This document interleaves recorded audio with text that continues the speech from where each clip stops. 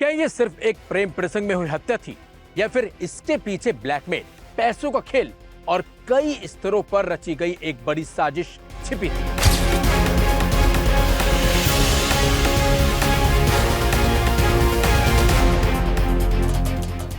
पुणे के बहुचर्चित Ketan Agarwal murder case में अब जांच जैसे जैसे आगे बढ़ रही है, वैसे वैसे नए सवाल भी खड़े हो रहे हैं। पुलिस अब सिर्फ ये नहीं देख रही कि केतन की हत्या कैसे हुई,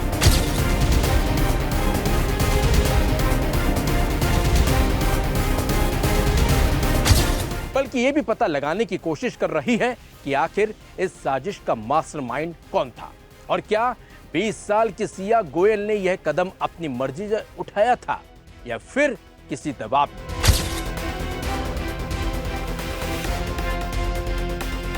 आज क्राइम कथा में हम आपको बताएंगे रिया और चेतन के खौफनाक दिमाग की कहानी, जिसके जरिए उन्होंने एक बेकसूर और निहत्थे केतन को मौत की नींद सुला दिया।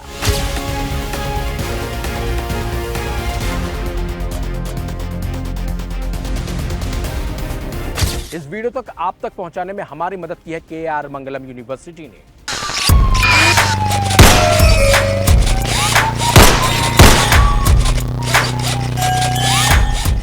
जी हां, केतन हत्याकांड की जांच अब नए एंगल पर पहुंच चुकी है।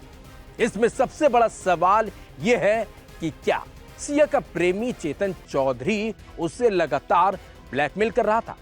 जांच एजेंसियां यह पता लगाने में जुटी हुई हैं कि कहीं चेतन ने सिया के साथ कोई निजी बातचीत, कॉल रिकॉर्डिंग या निजी मैसेज का इस्तेमाल कर उसे दबाव में लाने की कोशिश तो नहीं की। हालांकि इस संबंध में अभी भी पुलिस की ओर से कोई आधिकारिक पुष्टि नहीं की गई और इस मामले की जांच लगातार जारी भी है। पुलिस ये भी खंगाल रही है कि सिया की शादी जिस संपन्न परिवार में होने वाली थी, कहीं उसी बात का फायदा उठाकर चेतन उस पर दबाव तो नहीं बनाया। आशंका यह भी है कि अगर सिया हत्या में उसका साथ नहीं देती तो वह उनके रिश्तों को सार्वजनिक कर उसे बदनाम करने की धमकी तो नहीं देता था। फिलहाल इन सभी पहलू की जांच की जा रही है। जांच में एक और चौंकाने वाली बात सामने आई। सूत्रों के मुताबिक अगर लोहागढ़ किले से केतन को धक्का देने की योजना नाकाम हो जाती तो आरोपियों के पास एक वैकल्पिक योजना भी तैयार थी। पुलिस ये भी पता लगाने की कोशिश कर रही है कि क्या केतन की हत्या की कोशिश पहले भी की गई थी और क्या मई महीने में भी किसी साजिश पर काम हुआ था। यहीं से जांच का दायरा और बढ़ गया है। पुलिस अब इस संभावना की भी जांच कर रही है कि कहीं चेतन का मकसद सिर्फ केतन को रास्ते से हटाना नहीं था। यह भी देखा जा रहा है कि क्या हत्या के बाद वह सिया को ब्लैकमेल कर उससे पैसे ऐंठने की योजना बना रहा था। जांचकर्ताओं का मानना है कि केतन का परिवार आर्थिक रूप से बेहद मजबूत था, इसलिए इस पहलुओं को भी नजरअंदाज नहीं किया जा सकता। इस कड़ी में सिया के बैंक खातों की भी जांच अब शुरू हो गई है। फॉरेंसिक और आर्थिक जांच से जुटी टीमें यह पता लगाने में लगी हुई हैं कि कहीं सिया ने गुप्त रूप से चेतन के खाते में पैसे तो नहीं भेजे। यह भी देखा जा रहा है कि केतन की गतिविधियों पर नजर रखने, रेकी करने या कथित साजिश को अंजाम देने में जो खर्च हुआ था उसका भुगतान भी किसने किया। साथ ही साथ ये भी जांच का हिस्सा है कि क्या 18 जून से पहले सिया ने बड़ी मात्रा में नकदी निकाली थी। अगर निकाली थी तो उसका इस्तेमाल कहां और किस उद्देश्य से किया गया। पुलिस इन सभी लेन देन का डिजिटल और बैंकिंग रिकॉर्ड भी अब खंगाल रही है। लेकिन इसी बीच जांच में पहले से सामने आए कई तथ्य और बेहद अहम माने जा रहे। पुलिस के मुताबिक घटना वाले दिन सिया और चेतन पहले पुणे के एक कैफे में मिले। यहीं दोनों ने कथित तौर पर आखिरी बार पूरी योजना पर चर्चा भी की थी। इसके बाद दोनों अलग अलग रास्तों से लोहागढ़ किले पहुंचे। जांच में यह भी सामने आया है कि पिछले 6 महीनों में दोनों के बीच 2000 से ज्यादा फोन कॉल्स हुई थी। यही कॉल रिकॉर्ड अब पुलिस के लिए महत्वपूर्ण डिजिटल सबूत माने जा रहे हैं। इस केस का एक और पहलू भी लगातार चर्चा में है। पुलिस जांच के दौरान 6 जून को जब केतन और रिया प्री वेडिंग फोटो शूट के लिए बाली जाने वाले थे, उसी दौरान केतन का पासपोर्ट रहस्यमय तरीके से गायब हो गया था। केतन के पिता विशाल अग्रवाल का कहना है कि घर से निकलते समय सभी के पासपोर्ट एक ही पाउच में रखे थे। रास्ते में एक फूड मॉल पर रुकने के दौरान रिया ये कहकर तरफ गई थी गाड़ी के कि उसका मोबाइल वहां पर छूटा है। बाद में एयरपोर्ट पहुंचने पर सिर्फ केतन का पासपोर्ट गायब मिला, जबकि बाकी सभी के दस्तावेज सुरक्षित थे। पुलिस इस पूरे घटनाक्रम की भी अब जांच में जुटी हुई है, बल्कि केतन के पासपोर्ट को भी अब तलाशा जा रहा है। वहीं केतन के पिता ने एक और बात का जिक्र किया, जिसने जांच एजेंसियों का ध्यान अपनी तरफ खींचा है। उनका दावा है कि जब पुलिस केतन का शव लेकर घर पहुंची थी, तब सिया के चेहरे पर किसी तरह का दुख या घबराहट नजर नहीं आई। हालांकि किसी व्यक्ति के व्यवहार को अकेले अपराध का प्रमाण नहीं माना जा सकता, इसलिए पुलिस इसे अन्य सबूतों के साथ जोड़कर अब इसकी जांच कर रही है। फिलहाल police CCTV footage, mobile data, call record, bank transaction, digital device और फॉरेंसिक रिपोर्ट की मदद से पूरे घटनाक्रम की कड़ी जोड़ने में जुटी हुई है। साथ ही ये भी जांच की जा रही है कि इस कथित साजिश में कहीं कोई तीसरा शख्स तो शामिल नहीं था।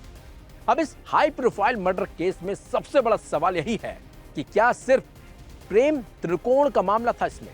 क्या ब्लैकमेल और पैसों का एंगल भी इस हत्या के पीछे छिपा था, या फिर जांच में कोई बिल्कुल नया सच सामने आएगा?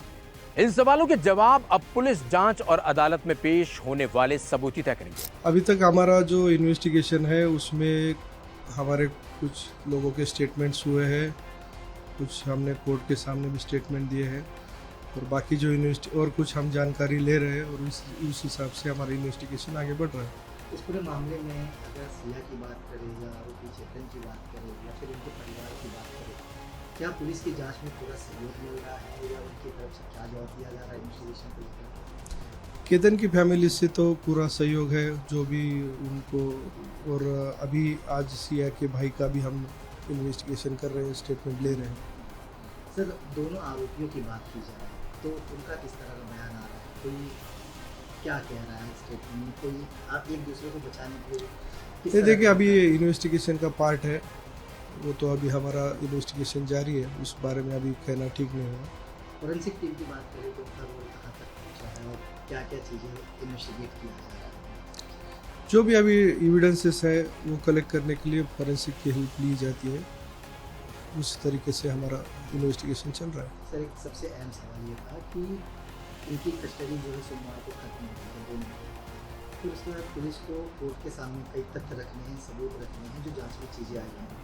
सबसे इम्पोर्टेंट था कि इनका क्राइम सीन क्रिएट भी किया जाना था, तो उसके बारे में पुलिस की क्या प्रोसेस है, कब तक होगा ऐसे में? देखिए, एक इन्वेस्टिगेशन का प्रोसीजर है, उस हिसाब से हम माननीय कोर्ट के सामने उनको लेके जाएंगे।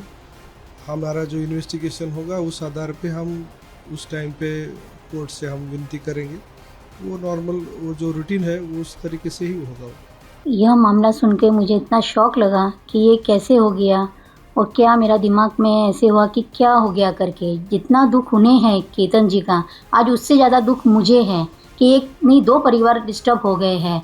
दोनों परिवारों में केतन जी भी इतने अच्छे थे, अगर किसी का इसमें दोष हो तो उसे सख्त से सख्त सज़ा होनी चाहिए, चाहे उसमें मेरी बेटी भी हो। अगर मेरी बेटी का दोष निकले तो जहाँ से केतन जी को गिराया गया या जो गिरे हैं वहाँ से ही उस दोषी को गिराया जाए। एक माँ के तौर पर अभी आप क्या महसूस करें? आपकी बेटी भी अभी पुलिस कस्टडी में है। जी, मुझे बहुत दुख है, बहुत पीड़ा है, पर ठीक है, उन्होंने बोले दोषी है, दोषी अगर करार होता है तो जो दोषी को सज़ा होनी चाहिए वो उसे देनी चाहिए। सिया और केतन की शादी को लेकर परिवार को क्या उम्मीदें थी? सिया और केतन जी की शादी के लिए परिवार में इतनी उम्मीदें थी, बहुत उम्मीदें थी, बहुत लगाव था। सामने वाली फैमिली भी बहुत लगाव से, बहुत प्यार से सिया को रखते थे और हम भी बहुत अच्छे से कर रहे थे। सब फंक्शन अच्छा हो रहा था। उन्होंने उनका बर्थडे सेलिब्रेशन के लिए भी बहुत प्रोग्राम किए थे। अगर हमें कुछ लगता था कि सिया का कुछ प्रॉब्लम हो रहा है या केतन जी से बात नहीं कर पा रही है, तो उन्होंने हमसे डिस्कस करना था कि सिया का केतन जी का कुछ प्रॉब्लम चल रहा है, बच्चों में आपस में मनमुटाव हो रहा है, बच्चे बात नहीं कर रहे। पर उनके यहाँ से कोई मुझे रिएक्शन नहीं आया और ना ही मुझे कुछ लगा कि मेरी बेटी प्यार नहीं करती या क्या है। वो दोनों बच्चे बहुत प्यार से, बहुत अच्छे से रहते थे। सिया ने कभी शादी को लेकर नाराजगी जताई थी? कभी नाराजगी जताई नहीं है। लेकिन जिस तरीके से एक बच्चे की जान ली, जिस तरीके से इन दो लोगों ने साजिश रची है, वो बड़ी सवाल खड़े करती है। लेकिन सवाल यह भी है कि आजकल रिश्ते टूटते क्यों जा रहे हैं? अगर सिया को केतन से शादी नहीं करनी थी तो पहले भी वो मना कर सकती थी। फिलहाल अब जांच चल रही है। जांच के बाद ही साफ हो पाएगा कि आखिरकार हत्यारा है कौन